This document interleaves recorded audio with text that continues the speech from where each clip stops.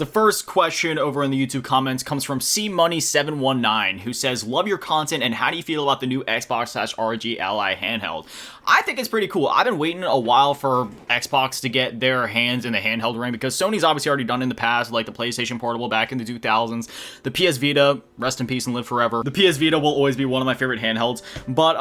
yeah, you know, it's just one of those things where obviously like Nintendo's well known for their handhelds, and then Xbox is the one, it's just the one that never really did anything. And to the extent, you know, they're still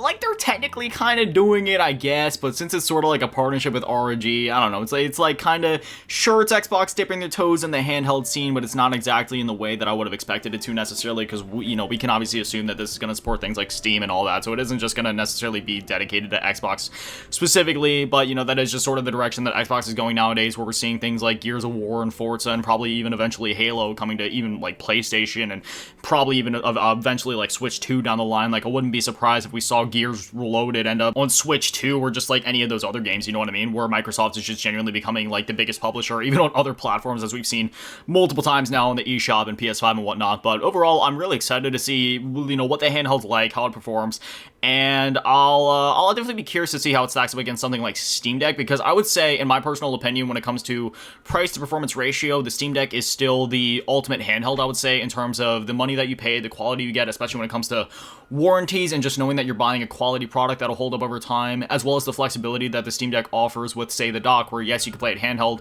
but if you get that dock, you can basically treat it like a Nintendo Switch and just hook it up to your TV and play your Steam games that way, hook up a Bluetooth controller to it, and get that Switch functionality out of something that, relatively speaking, especially compared to, say, like a Switch 2 now, you definitely get your money's worth, especially considering the fact that, like, well, yes, you could say, okay, but the Steam Deck is a bit more expensive if, say, you get one of the higher-end models and dump an SSD into it. You also have years of your game library already in that Steam Deck compared to, like, a Switch 2, which is, like, brand new, but obviously that has a bunch of exclusives. I'm going way off topic here. You get what I'm saying, though. I'm just excited to see... We'll just get back on track here. I'm excited to see how the Xbox handheld performs.